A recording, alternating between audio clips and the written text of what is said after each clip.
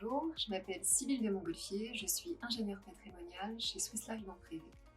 Chaque année, de septembre à décembre, le projet de loi de finances pour l'année à venir est examiné puis adopté.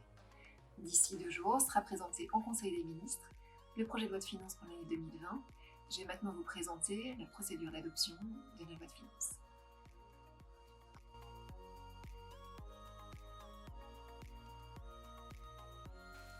Pour commencer, une petite définition. La loi de finances détermine la nature, le montant et l'affectation des recettes et des charges de l'État pour l'année à venir. La préparation d'une loi de finances, de son élaboration initiale à son vote définitif, s'étend sur environ 1 an. Il fait intervenir plusieurs acteurs et on peut la synthétiser en 3 grandes étapes. La première étape est l'élaboration du budget de l'État. C'est la direction du budget et les responsables de budget de chacun des ministères qui définissent ensemble les grandes lignes du budget de l'État pour l'année à venir. Vient ensuite la deuxième étape, qui est celle de la présentation du projet de loi de finances. C'est en septembre, en Conseil des ministres, que le projet de loi de finances pour l'année à venir est présenté aux commissions des finances de l'Assemblée nationale, du Sénat et à la presse. Vient ensuite la troisième étape, qui est celle de l'examen et du vote définitif de cette loi de finances. C'est entre septembre et décembre que tour à tour, d'abord l'Assemblée nationale, puis le Sénat, examine le projet de loi de finances et l'adopte en première lecture. En cas de difficulté, il peut arriver que le gouvernement convoque une commission mixte paritaire pour pouvoir aboutir à un texte. Et enfin, une fois adopté, il peut arriver aussi que le Conseil constitutionnel soit saisi afin de valider de la constitutionnalité de telle ou telle mesure prévue dans le cadre de la loi. La loi de finances est une loi ordinaire, mais elle répond à une procédure d'adoption qui est spécifique.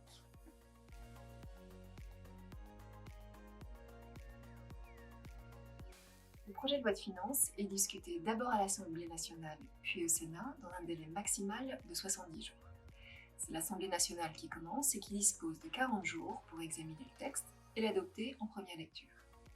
Elle le transmet ensuite au Sénat, qui dispose, lui, de 20 jours pour adopter ce texte, l'amender et l'adopter également en première lecture. Si jamais au terme de ce délai, le Sénat n'arrive pas à adopter un texte, le gouvernement saisit de nouveau l'Assemblée nationale en lui transmettant le texte reçu par le Sénat, éventuellement aménagé, des amendements qu'il a pu voter et qui ont été acceptés par le gouvernement. Il faut savoir qu'en matière de loi de finances, il n'existe pas de seconde lecture. On dit souvent que l'urgence est de droit.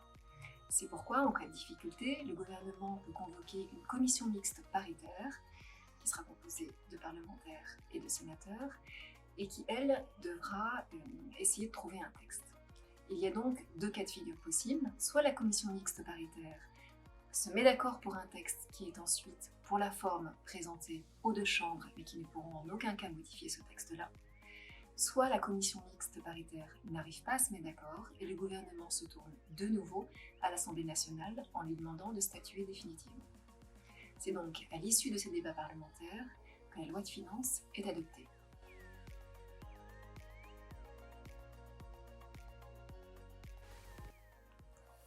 Une fois le texte adopté, le Conseil constitutionnel peut être saisi pour valider la constitutionnalité de certaines mesures prévues dans le cadre de la loi de finances. Il examine, valide, voire censure certains articles de la loi de finances qui étaient adoptés en fin d'année. Ensuite, c'est le président de la République qui promulgue cette loi et elle est publiée au journal officiel avant le 31 décembre de l'année, de façon à pouvoir entrer en vigueur le 1er janvier de l'année suivante. Il peut arriver que le gouvernement propose une loi de finances rectificative qui est là pour corriger la loi de finances initiale.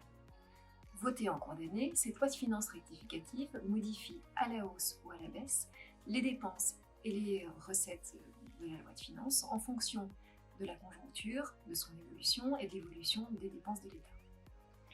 En 2019, nous n'avons pas encore eu de loi de finances rectificative. Cela ne veut pas forcément dire pour autant que nous n'en aurons pas, puisque généralement elles sont votées en fin d'année.